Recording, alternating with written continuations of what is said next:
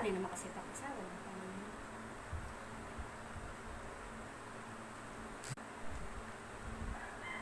Magandang umaga sa Luzon, Visayas, Mindanao at sa buong mundo. Truly the Lord is good. Sa anumang kaparaanan, sa anumang kapanahunan, sa anumang kalalagayan ng ating buhay. Bible says, heaven and earth will pass away, but His word will remain. Walang makakahadlang, walang magiging hindrance upang ang salita ng Diyos ay ating ipahayag sa bawat oras, sa bawat araw, sa lalong panahon na kailangan natin ito. At sa pagbubukas ko ng aking cellphone, I was amazed na ang salitang aking babahagi ngayon ay nakita ko na that was March 29, 2015. Ito ay una kong ibinahagi, although iba yung konteksto, but the same ang mga text na ginamit ko. So, ang Panginoon ay may purpose, may layunin sa tamang panahon, sa tamang araw, sa tamang kalagayan. Kung ano man ang kalagayan natin, yung mga panahong yon ng 2015, I believe, nangungusap ang Panginoon sa bawat oras, sa bawat araw. And in 2 Timothy chapter 3, verse 1 to 9, ito po ang sinasabi.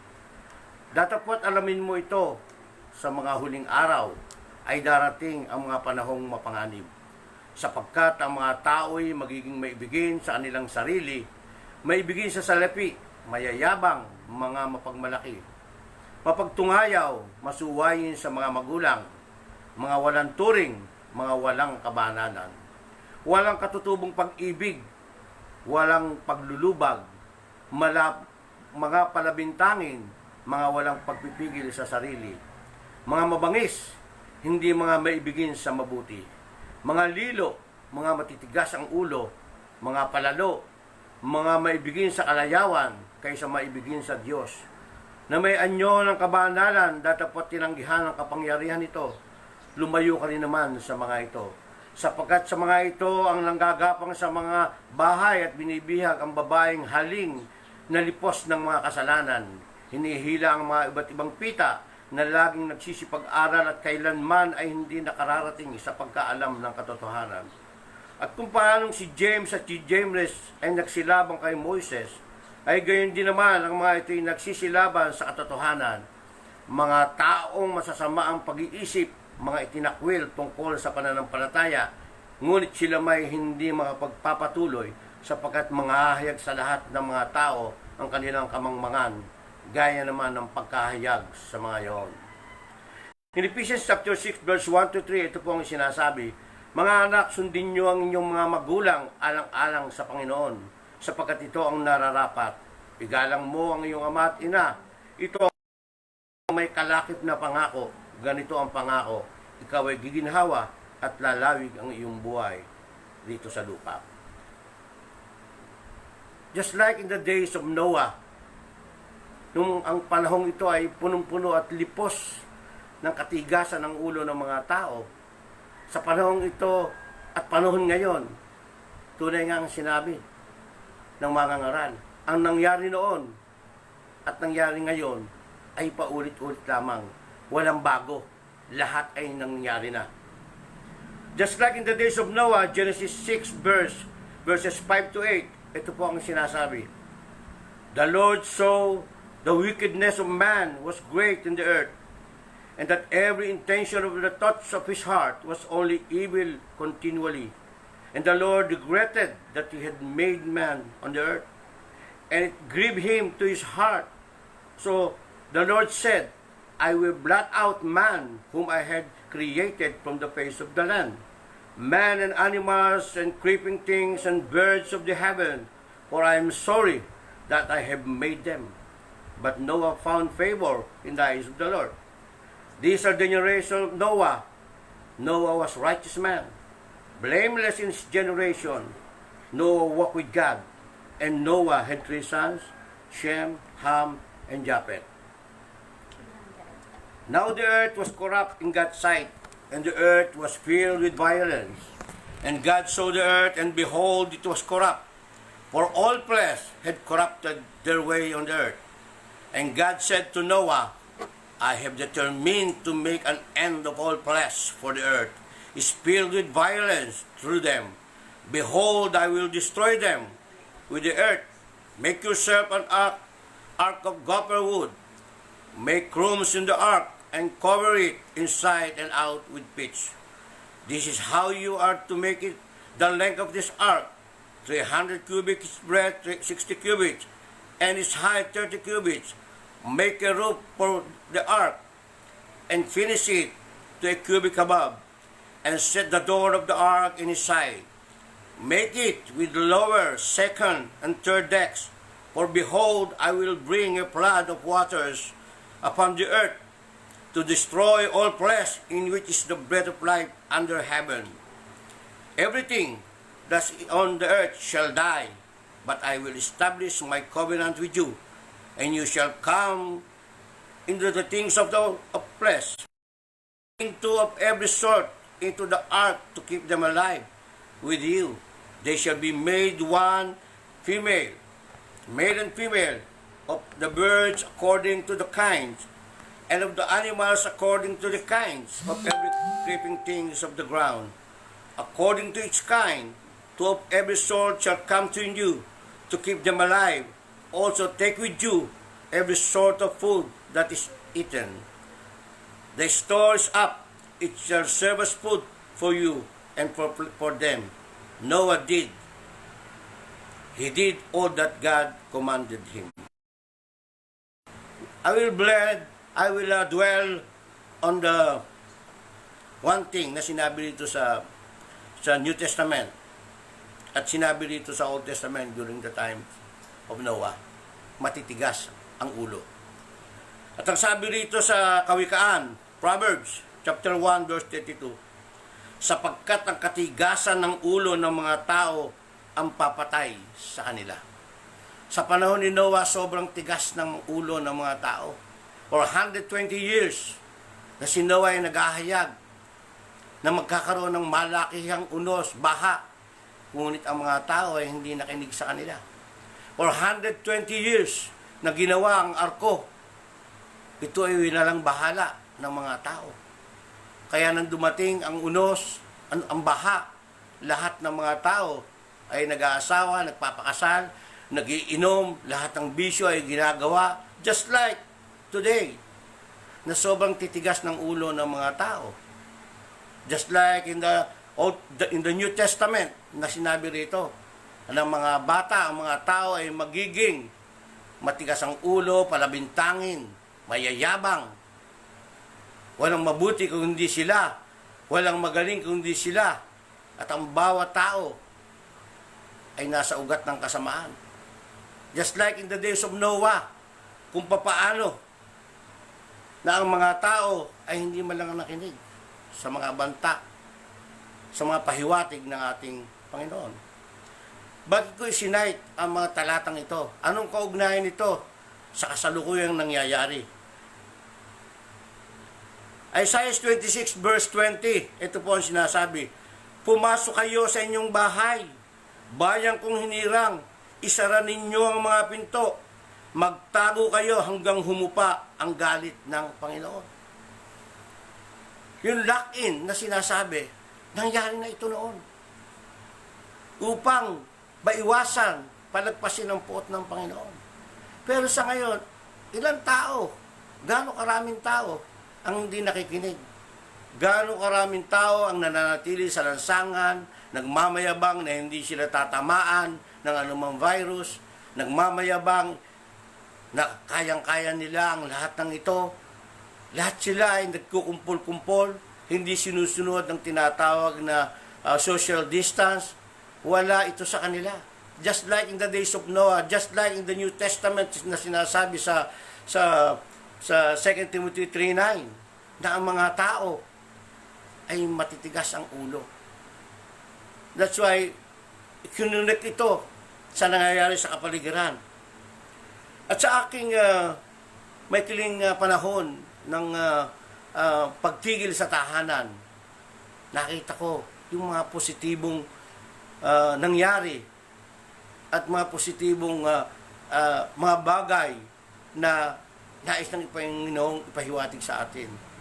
Nakita ko, pwede naman palang hindi ganun karaming pera, basta may pagkain ka lamang.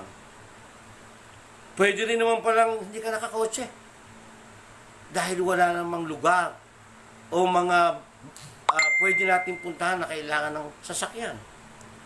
Pwede naman palang ang mga kababaihan na hindi mag-makeup, hindi pumunta sa mga parlor, pwedeng hindi magpa-facial, everything. Pwedeng hindi kung nakatakip naman ng face mask ang iyong mukha. Pwede naman palang walang halaga itong mga alahas na ito. At itong mga bahay, lupain, building, kung ang kailangan mo lamang ay isang maliit na sisidlan. Isang kublihan kung saan tayo inutusan ng Panginoon na pumunta ka, isara mo ang pinto at hintayin mong humupa ang aking puot. Pwede naman pala. Ano pa ang halaga ng salapi mo na tinatago mo sa bangko? Kung limitado naman ang pwede mong bilhin sa mga supermarket. Ang bawat isang mamimili ay ni-require lang na limang noodles ang pwedeng bilhin. O anong kabuluhan ng mga salapi mo na nasa iyong lukbutan? Ano pa ang halaga ng kung manager ka man? Kung ikaw man ay presidente ng isang malaking kumpanya, kung mataas man ang posisyon mo sa bawat lugar na at kumpanyang kinasasapian mo, kung ito naman ay sarado, kung wala ka namang mga tao na pangangalaga, at kung wala namang mga bagay na patutungkulan, ano ang halaga nito? Ang mga sari-saring sasakyan na halos gawin mo ng tahanan, himasin at kapalit ng, minsan nakakapalit pa ng iyong mga mahal sa buhay, ay naroon lamang sa garahe, inaalikabok, mga nakatalukbong. Ano ang halaga nito? Ito pala ay nagsasabi na ang lahat ng bagay ay walang kabuluhan. Tama ang sinabi ng mga ngaral sa Book of Ecclesiastes, nang sabi niya, anumang bagay ay walang kabuluhan, mauwi sa wala. Ang lahat ng bagay paikot-ikot lamang. Ang mga alon mula sa dalampasigan ay pupunta sa kalakitaan, ngunit babalik din. Ang mga hangin ay magpapaikot-ikot lamang. Walang bago. Ang lahat ay mauwi sa wala. Ang lahat ay walang kabuluhan. Ito yung pinapakita sa atin ng ating Panginoon. Na unahin siya. Seek ye first His kingdom and His righteousness, and all these things shall be added unto us. Gusto mong pumunta sa abroad? Even yung mga airplane ay itinigil. Maglakbay dagat ka? Even yung mga barko ay nakatigil din. Ano ang halaga nitong mga naglalaking mga malls, hotels, condominium, na minsan ay pinaglaan na natin ang ating mga panahon upang magkaroon tayo, magpundar. Ito rin pala ay walang kabuluhan. Maubos man ang mga bagay sa mundo, ang sabi dito, ito rin ay walang kabuluhan. Dumating kang hubad, aalis ka rin ng hubad. Ano ang mahalaga? In these trying times, simple lang ang nais ng Panginoon, mga kapatid. Simple lang. Kung ating ilalagay sa ating mga puso yung simple na yun. Simple, ngunit sa katigasan ng ating ulo, yung simple ay nagiging mahirap. Ang sabi niya sa aklat ng Kronika, 2 Chronicle 7:14, aking pong babasahin. If my people who are called by my name humble themselves and pray,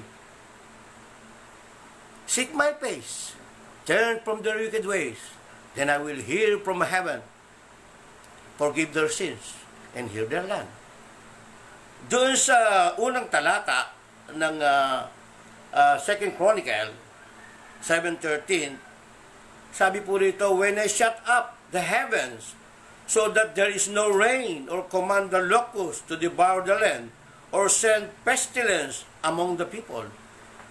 Nangyari sa Australia, halos 2 weeks na nagkaroon ng wildfire, walang ulan. Hindi inalaw ng Panginoon na magkaroon ng ulan. Sa Africa, nagkaroon ng locust. Ito ay plague na sinasabi. At dito ngayon sa ating bansang Pilipinas, hindi lang sa bansang Pilipinas, kundi sa buong mundo, ang sabi po rito, send pestilence among my people. Kung siya man ay ng mga peste na makamamatay sa atin lahat, mayroong sagot po. Siya rin ang sumagot. And the Lord encouraged us. Ang sabi niya, if my people, kung ang aking bayan ay lalapit sa Kanya, magpapakumbaba, hahanapin ang Kanyang mukha, mananalangin, iiwanan ng masamang mga gawain, at siyang nasa langit, pakinggan niya tayo. Patatawarin ang ating mga kasalanan at pagagalingin ang ating bayan. Simple lang. Humble yourself. Pray. Turn from the wicked ways. Pray. Mga kapatid, this is not the time for politicking. Hindi ito ang panahon ng politika. This is not the time for anti ka ba o pro ka ba. Hindi ito ang panahon na yon. Hindi ito ang finger pointing. Turuan ang turuan. Hindi po ito ang finger pointing na tinatawag. Hindi tayo magtuturuan kung sino tama, kung sino mali. Ang inuutos po at ang sinasabi ng Panginoon, the Lord is encouraging us to pray. Humble ourselves. Ngunit kung sa panahon ito ay magtuturuan ng mga tao, ituturo kung sino mali, kung sino tama, mamumuliti ka, hindi po ito ang panahon, mga kapatid. Iisa lamang. Hindi ito panahon ng pagalingan. Hindi ito panahon ng pasikatan. Hindi ito panahon kung sino ang tama o mali. Ito po ang Panginoon. Humble yourself and pray. Humble yourself. Magpakumbaba tayo. Ngayon, kung tayo magtuturuan kung sino at tama at mali, nasaan ang pagpapakumbaba? Nasaan ang pagtalikod sa masamang gawa? Kung tayo anti-Duterte o pro-Duterte o pro-mayor o anti-mayor, hindi po ito ang mahalaga ngayon, mga kapatid. Ang mahalaga, pray. Pray. Manalangin. Ito ang ultimo remedyo na sinasabi ng Panginoon sa 2 Chronicles 7:14. If my people who are called by my name humble themselves and pray. Wala po akong nakikitang iba. At inutos din ng Panginoon. Magtago kayo. Ilak nyo ang inyong tahanan. At hayaan nyo humupa ang aking puot. Dito pa lamang. Katulad ng mga tao during the time of Noah na masyadong mayayabang. Na masyadong matitigas ang ulo. Na masyadong ipinakikita ang galing, ang tapang. Hindi po tayo magtatagumpay. Isa lamang nais ng Panginoon. Now, I'm giving credit dito sa nag-send sa akin ng isang reflection. I'm going to share it with you. Dahil pareho ang aming pananaw, ang aming paningin.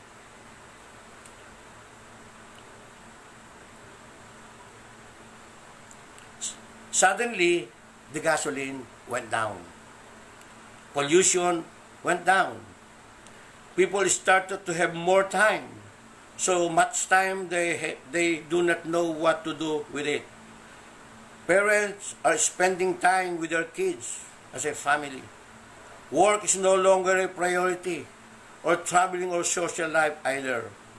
Suddenly, we silently see within ourselves and understand the value of the word solidarity, love, strength, empathy, and faith. In an instant, we realize that we are all in the same boat, rich and poor. You see? In an instant, in a couple of days, nakita natin, we are all in the boat. Walang mayaman, walang mahirap. Lahat kailangan magtago sa puot ng ating Panginoon. Oh, that the supermarket shelves are empty and the hospitals are full. New cars and old cars also stand in the garage simply because nobody can get out. Empty streets, less pollution, clean air, the land or breath. The human returns to his origins, realizing that with or without money, the important thing is to survive. Today, health is the main thing. Even in spite of wanting to have or possessing, it took 6 days for the universe to establish the social equality that fear invaded everyone. At least this happened to realize the vulnerability of the human being. Nature is forcing us to clean up the mess made by ourselves. At ito yung mga maliliit na gods na dapat nating iwaksi. Money, sports, fame, politics. Bakit? Money.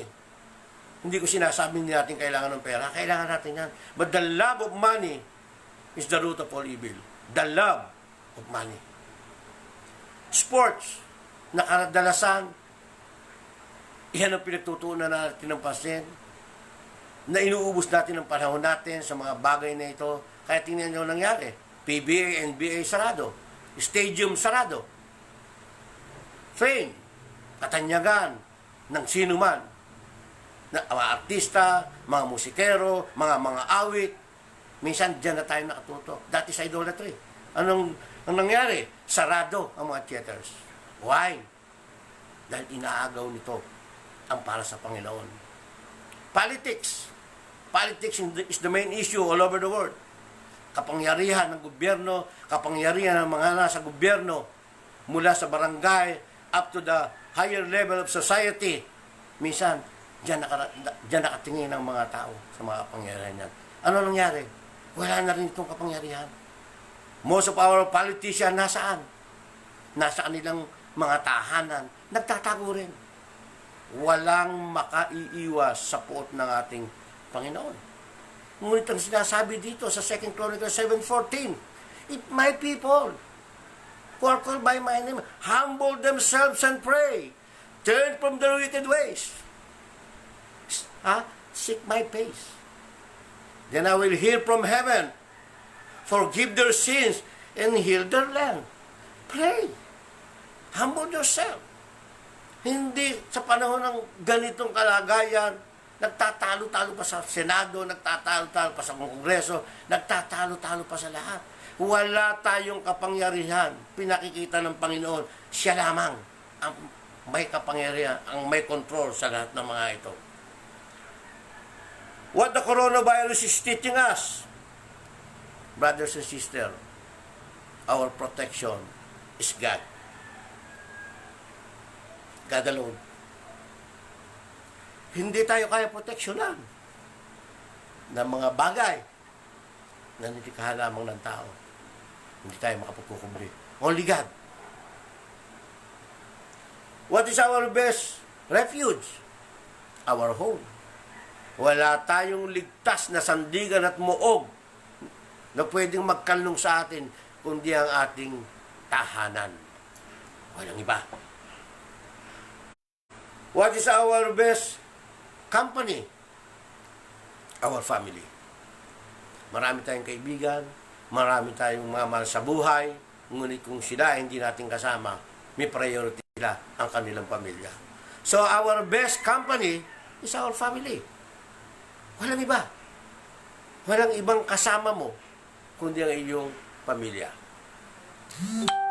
What is our real time?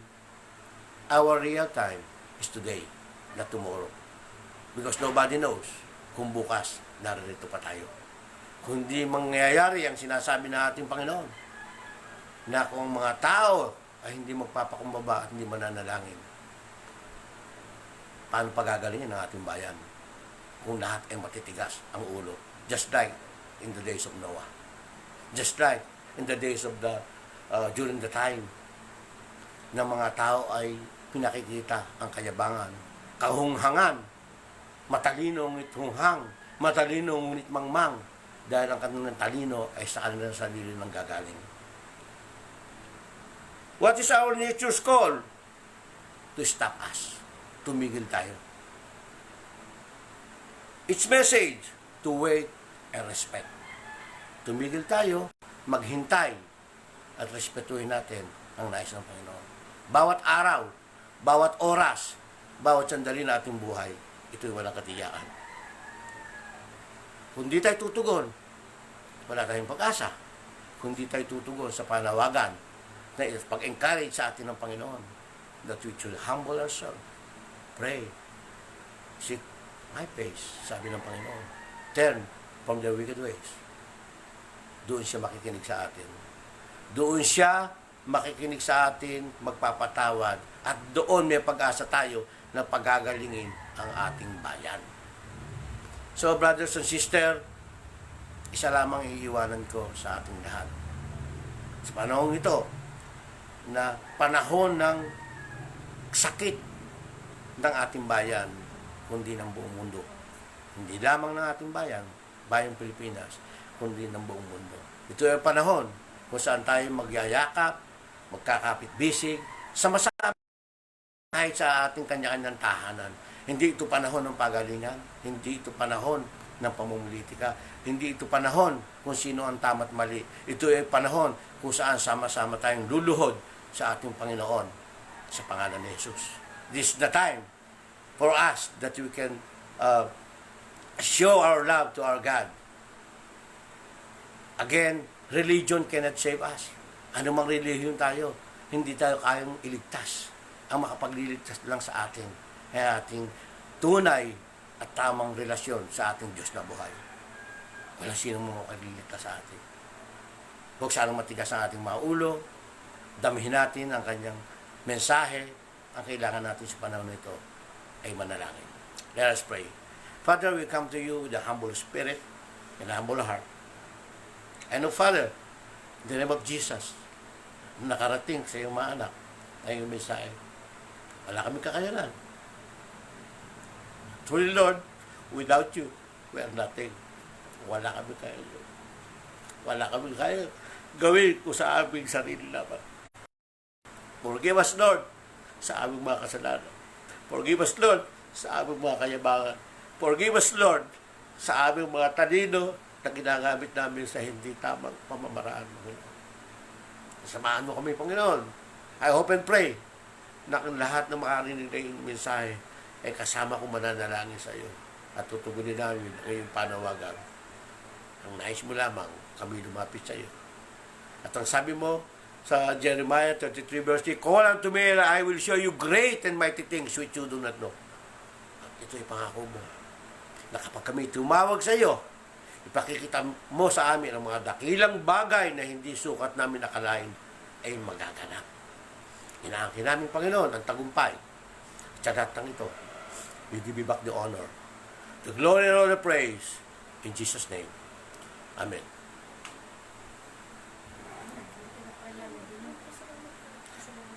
Maraming salamat. Gusto kong kunin ang pagkakataong ito na ang aking mga tagapakinig sa pagkakataong ito ay pagpalain ng Panginoon at sumabay sa aking panalangin. Ang aking mga mahal sa buhay, aking mga anak, ang aking mga kaibigan sa ibang bansa, si Sister Juliet Morales, I pray for you, sis. Ikaw ay isang bahagi ng aming gawain dito sa Pilipinas. Continue to pray, Lord, dahil si Sister Juliet, Mateo Morales, ay kasamang naglilingkod sa Panginoon sa Amerika at siya man ay isang nurse doon, kaya patuloy kong pinapanalangin ang kanyang kaligtasan. Yung mga kaibigan ko dyan sa Italy, sila Lozano, salamat sa inyong pagkilos dyan sa lugar na yan. At mga kaibigan ko sa Amerika, si Marlene Alcantara, we always pray for you. At si Essie Fernandez, kasalukuyang siya ay alam kong may karamdaman. I pray for you, sis. At truly God is in control. Huwag ka mag-aalala. At dito sa amin, patuloy ka namin pinapanalangin, pinapasalamat namin ng iyong dakilang gawain niyo sa Amerika. At lahat ng mga frontline na kumikilos at nagbibigay ng panahon para sa ikaliligtas ng sambayan ng Pilipino dito sa Pilipinas ay pinagpapasalamat ko. Ganon din ang mga tao, mga pastor, mga bishop na patuloy na kasama sa panalangin at mga kapatiran na nagbibigay ng kalakasan. To God be the glory. Amen.